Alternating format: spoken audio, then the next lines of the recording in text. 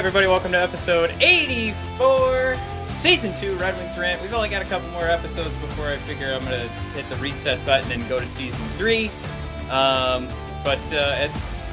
This is going to be another fun recording, I think. I would say probably more fun than the last one. Some folks were not happy with coverage from the last press conference, but we're not going to talk about any of that today. We're only going to talk about some hockey, right? Because we had the red and white game, and I thought it would be another fun time as we wrap up the red and white game, as we wrap up training camp up in Traverse City, and getting closer to our preseason games. If we just had another opportunity for everybody to kind of chit chat, talk about who you were a fan of what was going on today. I want you guys to shoot into the comments what you loved most, and then we have a couple of highlights and a little bit of news to go over today. So to start, I thought we'd jump in with what that news was, and a couple of bits were just tweeted out. This, of course, coming from the post presser from the red and white game, but coming from Max Bultman himself, the man, the myth, the legend. We've got some bits here from some injuries that aren't really going to hurt us at all. Because it sounds like these guys aren't hurting too bad either.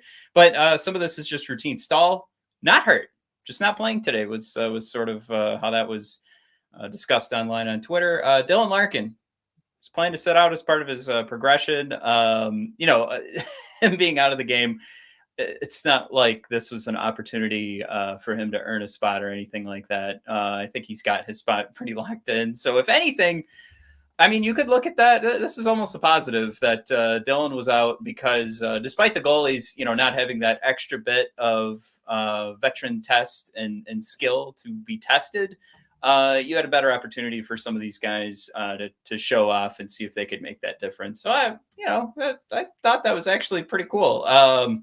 Not good that Larkin's still healing and that he's still recovering kind of thing, but good at least for this team that is certainly completely focused on prospects and trying to grow that way. But the last couple of points here from the Max Bultman tweet, Berggren and McIsaac are, I guess, were described as just progressing. So not too much to gain from that, but that wasn't anything where they said they're just completely out. So thumbs up there. We did get notice 10 minutes into Jakub Vrana's first practice up in Traverse City, an upper body injury. Super huge bummer. But as this story progresses, we don't really have, at least as far as I could tell, the only reporting I saw was everybody saying we were in a press conference. And when I say everybody, I mean like, you've got your beat writers. We were in a press conference, did not see the injury happen. So if anybody has any news on that or has seen anything online to say what happened to Jakub Vrana, let me know. But Max just tweeted out that he is seeing Jakub Vrana, that is seeing a specialist tomorrow. So I went ahead and I have my resources. I mean, this isn't like breaking news, but this is just kind of where you want your head to be. We're going to see a specialist, right? This is the opinion that I asked for. I said, base this on a sports injury. They're going to see a specialist because whatever's going on isn't just something where you can look at it, and physical therapy is the option to heal. So we're at least, at the very least, we just want a second opinion. At the most, the part where we get really worried is that something is far beyond the trainers from the Detroit Red Wings, and there's something that is much worse. Or, I mean, God forbid, for Jakub Vrana's sake, and then for Red Wings fans who want to see Vrana play this year, could be much worse and could be surgery. So I guess that's just where we want our heads at. If we want to say, all right, there's a specialist that is going to take a look at Jakub Vrana, that's where you want your head to be at. So it could very well fall on either side of that spectrum where they already kind of have a plan and they want a second opinion, or it could be just outside of the trainers' minds and they need a specialist to come in and say what's going on. Tristan, my man, what is going on? Good to see Tristan here. Everybody, like I said, Let me know what you think about that red and white game, because I guess now that I have that news out of the way, we can kind of just jump in here and start chatting about it. Because the only other bit of news is why don't we just get this out of the way, because we have a brand new, which I thought we wouldn't have to do this for the rest of the season, but we have a brand new Elias Pettersson offer sheet watch.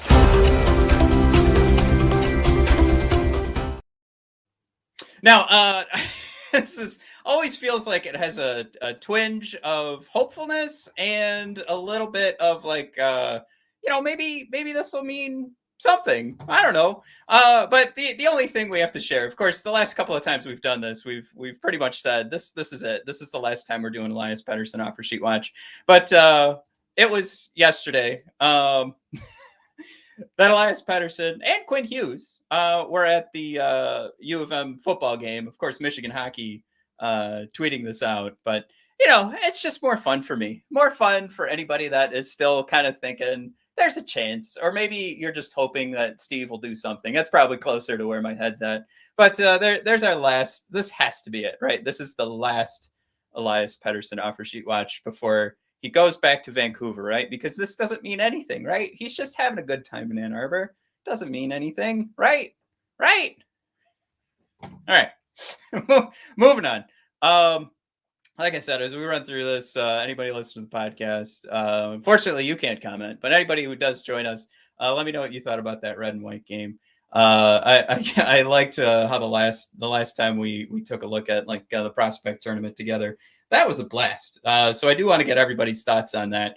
But to start, I mean, high level here, jumping in, and I guess as we jumped into the prospect tournament, we went through the start of training camp, and we kept playing this game of what do you want to see from Lucas Raymond, and I guess I defined it as like I want to see what we drafted. I want to see the things that we all said we saw from Lucas Raymond and why he was drafted number 4 overall by the Red Wings. And I think we're on a good streak here of that all continuing. Now, the conversation of should he be playing for Detroit this upcoming season, do we need Lucas Raymond to come in and get us a few extra points? I think the way that the these point models work out, if you take a look at like Dom Luszczyszyn from Luszczyszyn, Jesus, I can't say it, from The Athletic, like his model has us at 79.5 points, right? And if you add any hockey player to a team, you have to keep in mind that the hockey player that they're replacing is also bringing in some sort of point production. And if you were going to add Lucas Raymond, he would have to give like the production of like 3 guys for us to be in the realm of the conversation of being, in the playoffs. And that's not to say, that's not to put down Lucas Raymond. That's to say, Austin Matthews cannot give the performance of 3 different players. So it's just to say we are still pretty far off. I think the last time we talked in depth about Lucas Raymond, the conversation got into, of course, he can have a spot on this team. There's the room for it. He has shown more than enough to say that he's at least in this top 9 for all the forwards. But it's just that question of should you even bother? And I think right now you save one of your years on the entry level contract, which I saw that point thrown out there. I want to give the credit to winging it in Motown. You save at least a year on that because you don't want to waste it on a year you're definitely not going to the playoffs. But I guess that's where I want to settle that conversation. Him making the main roster, I think there's absolutely, as I will say, and I've added the asterisks and the details. There's absolutely going to be a Lucas Raymond sighting wearing a Red Wing jersey during the regular season. They're probably going to give him enough games to keep him under those restrictions and keeping that 1 year safe on his entry level contract. But there's no shot of the conversation having any sort of giving anybody an opportunity to come in and say that Lucas Raymond would join this team and hurt it. I think all he does is help this team move up another level, even at the point he's at, where we all still say, well, he needs some opportunity to develop and get a little bit more acclimated within the North American game. Absolutely. But even at this level right now, I think you see his abilities and how much of a difference he could make. And I would say there was a bit of a struggle on both sides today, it looked like, in trying to get a rhythm going. Because, I mean, you look at a game that ends 2-2, where you'd think you'd see some loosey-goosey defense, you see some loosey-goosey goaltending. And instead, I mean, on the offensive side, everything just seemed to get swept away. There weren't a lot of juicy opportunities, except, save for one Brattstrom amazing save and one Greiss amazing save. For the most part, I thought this was a show for the defenses. And then, of course, holy crap, did the power plays not look great. But yeah, let me jump into the comments here. Sorry about that, boys. Eric Johnson, good tempo in the red and white game. There it is, Eric. Sorry, I stole your thunder. Still need to work on power play. Yeah, if we want to take anything from today, I mean, I saw Moritz Seider play a spectacular penalty kill, but then I started to question where my head was at with that. We know we don't have an amazing power play, and I mean, at least for the sake of making the argument of who built this power play, we don't even have a Dylan Larkin. We don't even have a fully healthy Tyler Bertuzzi, who is really, if you take a look at points per 60 for our power play, Tyler Bertuzzi was our best player last year by far. So you don't have a healthy Bertuzzi. You don't have Larkin in today. So the power play wasn't at its top level. Shoot, you don't have Jakub Vrana. The power play is not at its top level today. So it didn't look great. And really, especially on that second power play opportunity, I don't know if anybody who's going to be listening to this or watching it, we do have, I guess I do have some video I can try and pull up here that I recorded earlier today. I posted it online at BOD Hockey, the Red Wings Rant podcast Twitter. But it was just, it was this power play start for Seider, and it was just, it was easy for him to just move the puck out of the zone, and there wasn't a huge challenge. And I wonder how aggressive, the coaching has been so far, because it really looked like the red team's penalty kill was just taken over. And here, I actually have this video up. Let me see if I can get this going here as I'm chatting. But this was the moment where I was like, oh, wow, I really like what I'm seeing from this penalty kill. And then I had to kind of stop myself, because obviously we're talking about our power play. But along the boards. I think we should have some sound. I want to back off the sound here just so we can watch this together and kind of rewind this a little bit for you boys watching. This is, Red winning the faceoff from the get-go, but this is Seider taking the puck right now. And this is ultimately as easy as it looks for a penalty kill. I mean, look how long. This is the red team on the penalty kill for you guys watching on YouTube. Just ragging the puck. You got a minute and 10 seconds for these power plays to show something off. And again, how did I start this conversation? I absolutely love Lucas Raymond. He's on the ice right now for Team White and the Team White power play. I mean, that was just, woof. That was awful. Eric, you came in with the best point. A+, my man. And I'm glad I got that up a little bit quicker there, so that we weren't just waiting on dead air too long. But that was something going into the prospect tournament. I was like, I want to see some of these guys stand out from any power play opportunities. I want to see some hope. And we saw a lot of that from Lucas Raymond, actually. But as we saw in practice this past week, Lucas and Moritz going at it right from the get-go. Those guys look like a couple of friends already, knowing that unfortunately, all the pressure's on them. They were practicing together, and Lucas, gave his all. But I think what we saw was just how, I don't want to say easy, but just maybe it's how difficult it's going to be to play against Moritz Seider. And he really did make it look easy to get Lucas off the puck, move him away from the net. And this is going to be part of that transition I spoke about earlier, where I do think Lucas absolutely has a spot in this top 9. It's just about, do you waste that entry-level contract year? But to get back to this power play, I think we saw where there are some struggles for Lucas and just kind of getting his feet underneath him. Not a bad game. at all. But where you look at a guy and where I was so high on him, none of that is gone.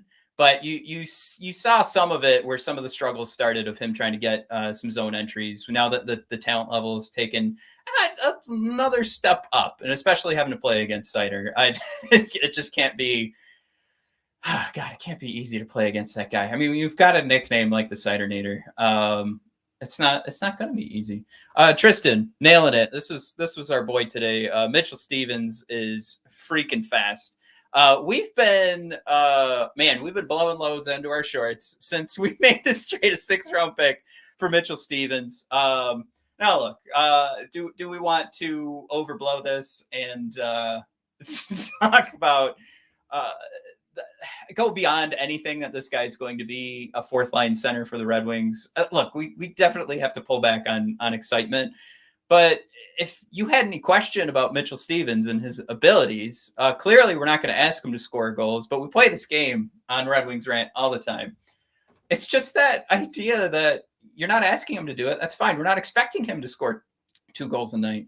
But the man took advantage of his opportunities today, and that's what you like to see. And, man, he sounded excited about it, too, when they did their little period break interviews, even though they were just I don't know. I don't even know how to describe it at this point. Just two periods of hockey plus some power play and a shootout, I guess. We'll just leave it at that.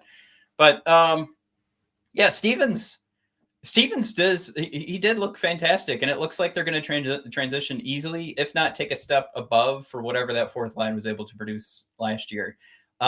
This is something too. I think we may be underrated, and I mean across Red Wing fandom, the trade value here that we are getting to make the trade for Mitchell Stevens. This is a guy that at times, and I'm going to put it this way, at times was able to crack the lineup for the Tampa Bay Lightning. And clearly, it's one of those things to say, was he an every-nighter for the Lightning? No.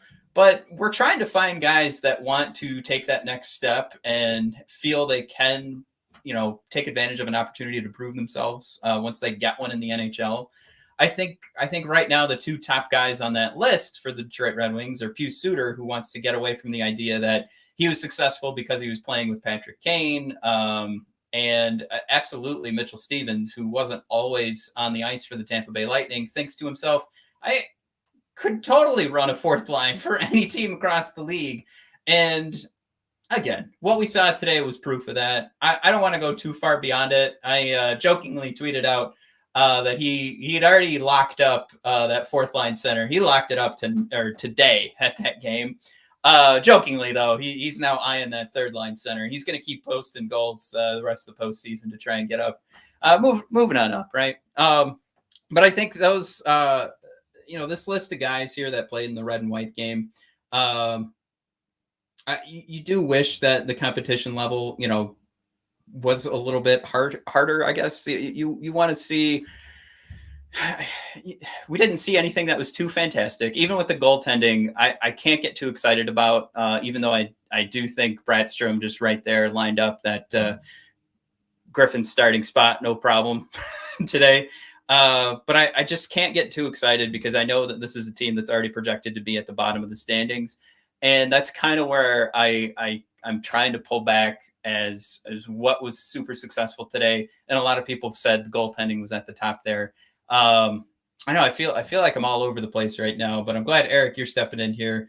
You did like Hirose looked improved, had a positive effect. I thought it was a pretty good shot he put on net in the second period there. I don't have a replay of that, but that was at least something that the way he moved through the defense and put that shot on, you like to see the aggressiveness. But if anything, I mean, this is just more of what we already know from Hirose, in my opinion. He posts up fine numbers in the AHL, right? It's when everything starts to tick up, I feel like, in the pressures when Hirose, there just isn't there isn't any finish there. And I shouldn't say there isn't any, because obviously we've seen him put some in, but there's not enough. And I think a game like this red and white game, and then these preseason games, this is where you still have this opportunity to kind of show off a little bit. I think Hirose is going to have some opportunities in the preseason here where he's not playing against top lines going against his opponent in these next few preseason games coming up. So what do? You get those opportunities, get those shots right between the circles. You got to put him in the back of the net. You can only continue to give Hirose so many shots. It's just at this point now you kind of look at Hirose, at least from my perspective, and you start to peg him as a Grand Rapids Griffin going forward.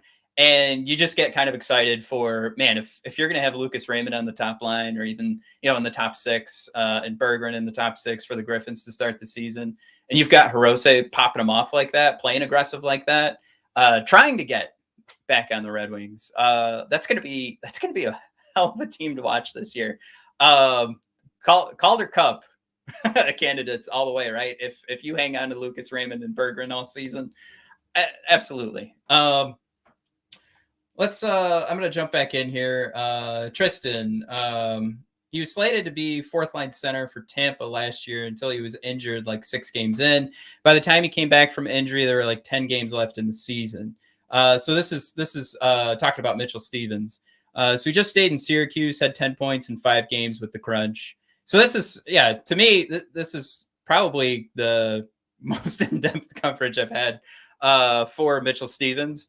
So I like that, Tristan, you're coming in here with this because I still, from what I see, this is a guy who, probably didn't get that opportunity, however we want to say it.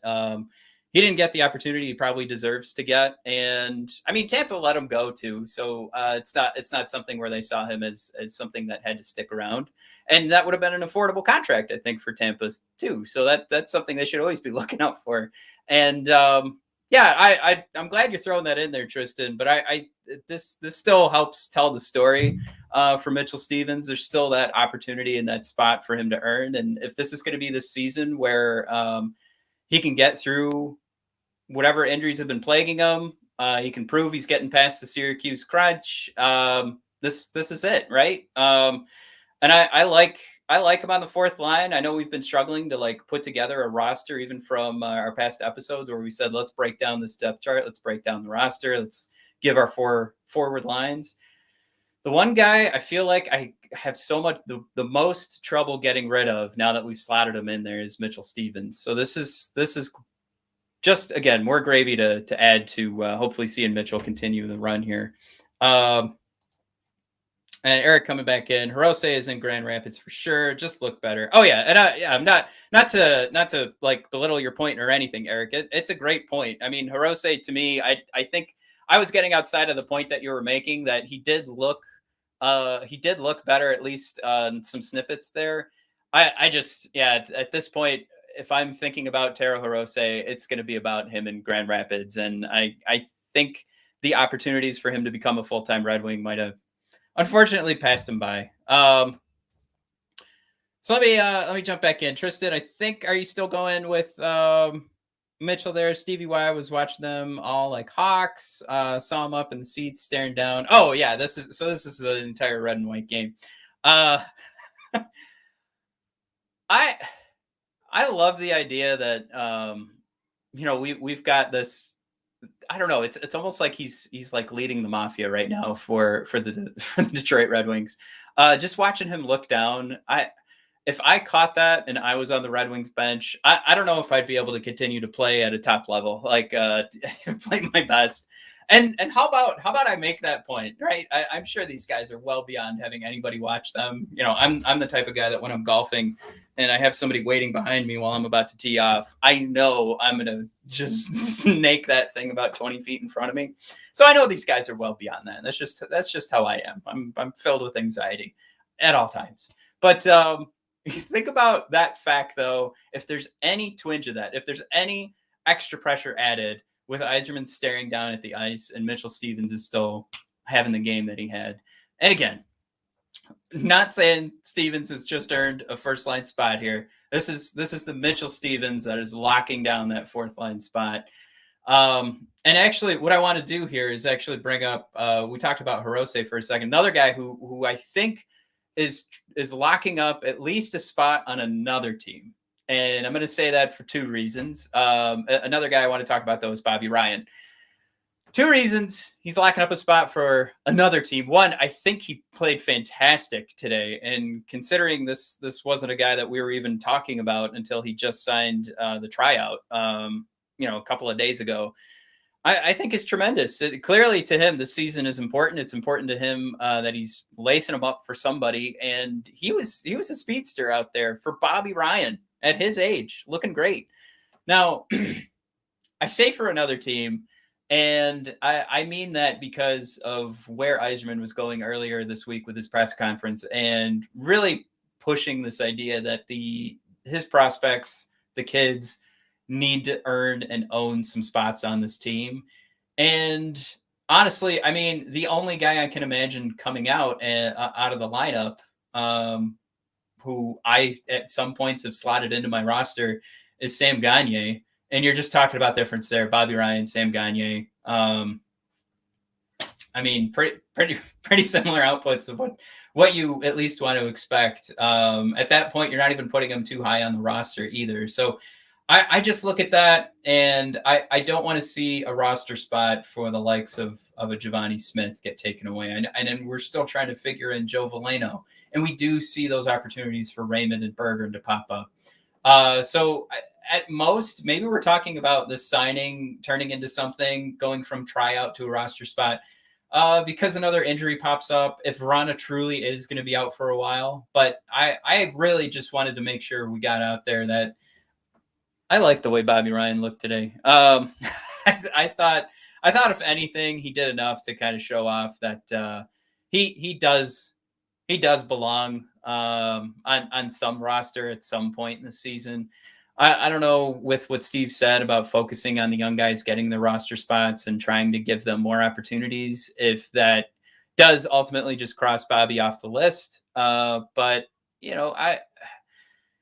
it's not anything I'd be mad about. It's just not what I expect at this point with what Steve's preaching. So if that's the point we're at in the Yzer plan, that we're handing the reins over to the younger guys, I think that means the likes of a Bobby Ryan only gets a shot when there's, I'm going to use the word enough, if there's enough injuries, and you need to put somebody out there that's got the pro experience, and you don't just want to put in any youngster, and you really do believe in this idea that Lucas Raymond, you want to hold on to that entry-level contract, hold on to one of those years, then that's where Bobby Ryan comes in and slots in that roster. I love the guy. I love the production we got out of him last year, especially in those first couple of games. But that would be my best guess. This was an opportunity for him to show off for other teams and to show he's still got it. And somebody's going to fill out that roster with Bobby Ryan at some point. I don't think this is the end for Bobby with this pro tryout and the game we saw today. Eric thrown in there.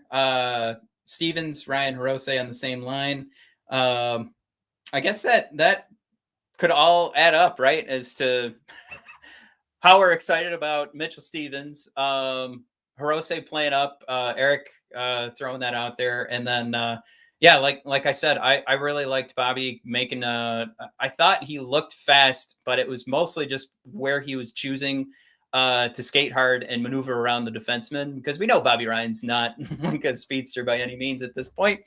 But he did a fantastic job. What Eric's thrown out there too, yeah, for both of Mitchell Stevens' goals, those guys were together. So yeah, this was something I think we all just picked our favorite guys. Our three favorite guys today were the most productive line. So that's definitely not by accident, right? So I don't know if there's too much else to dissect here with the red and white game, at least from the point that I was a little disappointed in.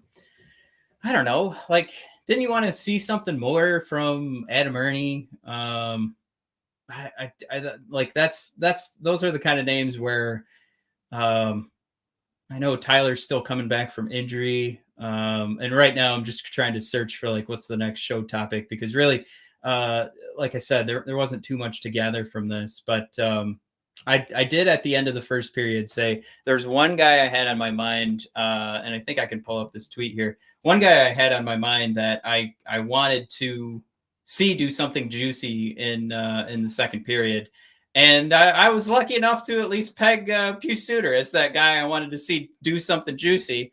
And I think we got pretty lucky because he put in a hell of a goal. So maybe this is that point where we can take a quick peek at that because they're like I said, it's tough to gather too much from this red and white game. But I certainly loved this Pius goal. So let's take a quick peek at that. Right away and fired it home. Made no Mistake. Eric, I'm going to pull down your comment here for a sec. Let's mute this sucker. And I think we're going to get this to reset here. This was like stick down. This was all strength, right? This is Pius using those shoulders, using his legs to make sure he's not just getting the position, keeping that position, and that's huge. And we talked about a second ago about Pius trying to step out of that shadow that he was in, certainly for the start of the season for the Blackhawks last year, and that shadow being Patrick Kane's.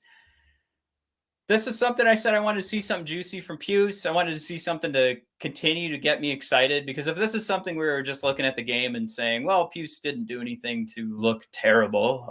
He didn't, fall over trying to stop anybody from scoring a goal. This is the kind of thing I was more or less hoping to see, just to kind of get my excitement level back up for Pius, because it was something I think for most of us it might have been waning a tad.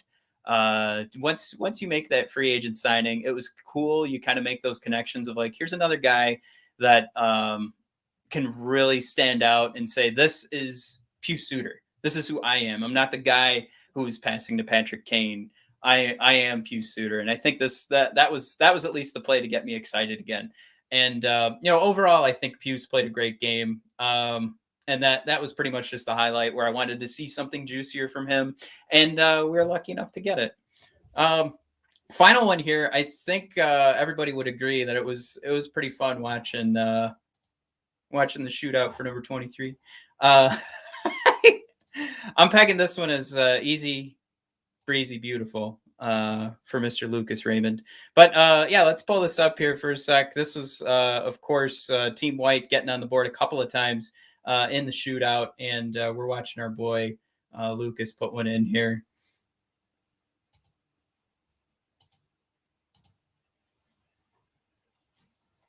The rookie. There we go. Across the line, sorry, wide, just had that rolling in my own screen. Score! And Lucas Raymond. And that rolled on my own screen and never brought it up on the full video here. Sorry, boys. Eyes on him. Here he comes, the rookie Raymond. Up across the line, cuts wide to the left circle. Out in front of the goal. Scores! I hope you guys got that audio there. That's always fun to hear Ken Cal throwing those out there with the scores. Now, I put it as easy, breezy, beautiful. Clearly as a reference to beauty product. But that really wasn't anything where you needed to see that, like the classic Datsuk shootout goal where he slows everything down and just pops one over Corey Crawford.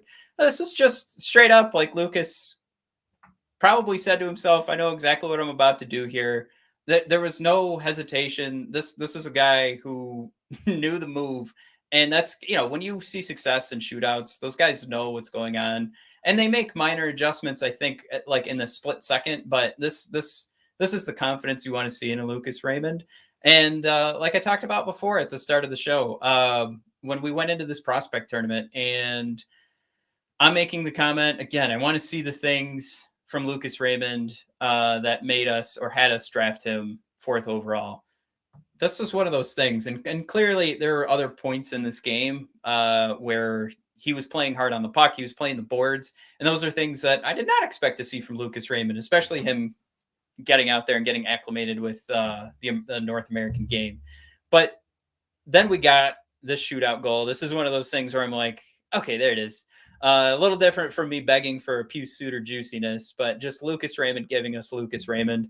And it did look great. And another thing, too, I was ragging on the power play earlier. I think if there was one guy who did stand out on the power play, again, it was Lucas. And it's just going to make it that much harder for the Red Wings to justify why he's not on this Red Wings roster to start the season. Unless they just flat out say it, which this would be unprecedented, but unless they just flat out said, yeah, we're saving those ELC years. So no, Lucas isn't playing this year. just be one of, of course we're not going to get that, but that would be the only reason I could imagine he's not making this roster, because he did look pretty solid on the power play. They put him in two different spots. Tungay tried him out on the left side and the right side. You can see him in a couple different instances. Pretty much on playing on the left side was getting the shots, and on the right side kind of double teaming with quarterbacking, and then still putting a shot on net for the power play. So that was I don't know, the standout of the power play for me. But again, that's with me coming into this episode going, man, the power play sucked. so yeah, not too much together there. So I guess Eric, Tristan, thanks for coming aboard, you guys. I was kind of hoping we'd get a little bit more input. I thought we'd get some more people join in, especially since that game just ended. Of course, the Lions blow, so I thought maybe we'd get just Detroit sports fans in general. But alas, we did not.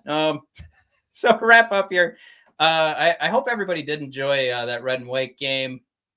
Like I said, I had fun watching it. Tried to pull back on anything that I was too excited about, again, because of who was out there. I mean, you're talking about a Red Wings team that can compete this year if you have a healthy first line, which would consist of Bertuzzi, Vrana, and Larkin. You had a recovering Bertuzzi still, as Yzerman put it in the press conference earlier in this week. You had a Larkin who didn't play, and Jakub Vrana, who now has an upper body injury that needs to get checked out. So he didn't play. So, I mean, that's not to say that there was no talent on the ice. It's just one of those things that goaltenders did look solid. I thought Bradstrom, if we weren't going to give player of the game to Mitchell Stevens, I think you could make an argument for Bradstrom or for Greiss. But again, the challenge, were they challenged too many times? Not a lot. Sorry if there's anybody out there that is sitting there, smashing their keyboard right now and saying, no, they were amazing. The teams top to bottom performed, from an offensive perspective. This was stellar. I just didn't see it myself. So again, the goaltenders did play good. I can't get too excited about it. Eric, we're wrapping up here, and we do have to throw in Lions do suck. Live in Wisconsin, have lost too many bets. Jeez, Eric, I am so sorry you got to go through that. Man, you've got to go through the extra highlights too, being in Wisconsin. Just how many years of losing and being embarrassed. God, it hurts. Yeah, I have PJs for my son, Detroit Lions PJs, and I can't do it to him. I don't want him to get used to those colors. I don't want him to get used to that logo and have this thing in the back of his head where he's like, yeah, I think I like the Lions, when he's like 5 or 6, and then gets older, starts reading the paper every day like I used to, trying to get to know every single player. And God, that just sets him up for pain and suffering. So keep him far away from that. I think the Red Wings are on their way. But to wrap this up, there's a couple of notes, and as I put in the description for today's recording, there's a couple of notes that you can add to, a couple of prospect names here, but ultimately I don't think there's too much to pull from this, but kind of seeing holy crap. Do we still have some ways to go here? So before I start saying things that are too mean, I think we got to wrap it up. Eric, I got you. Don't do it to the kid. I promise I won't. He'll be safe. No more Lions close. But thanks again for everybody tuning in. Everybody who tunes in later. I think we're going to edit this down so there's a little less hemming and hawing. What do you guys think? Is there enough on there? A little less hemming and hawing as I rolled through this, and we'll line up some of those videos a little bit better. But yeah, thanks, Tristan, Eric. Thank you guys tuning in. I appreciate it.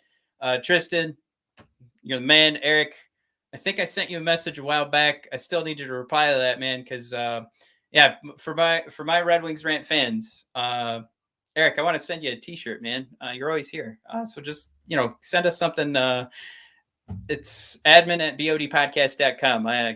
We'll hook you up, bro. All right, thanks everybody for tuning in, though, and hey, and don't forget, we still have our giveaway. Let me see if I can pull this up real quick for anybody who's still going to be watching this. As I've said 3 times now, I think I'm wrapping up. But yeah, we're still doing the Red Wings Rant giveaway. We're going to do on October, let's see, the night of October 6th, we're going to go live again, and we will announce the winner of these 2 tickets for Thursday, October 21st at Little Caesars Arena. The Red Wings will play the Calgary Flames. We've got 2 tickets. What you have to do is like and retweet our tagged post, our pinned post on Twitter. That's at BOD Hockey. You have to follow us on Twitter and then tag who you're taking. But as we mentioned last week, a couple of easy ways you can get bonus entries is to head on over to Apple Podcasts, subscribe, rate, and review. And ultimately what we need you to do is review us and then tell us who you are so we can add you to our Excel spreadsheet as having done the bonus entry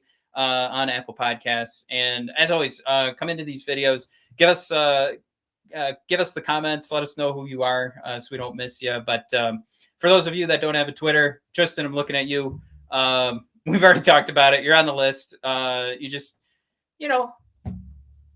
say hi on these videos. Say what's up. We'll put you on the list here. No problem. All right. I'm wrapping up. Thanks for tuning in, everybody. Have a good one.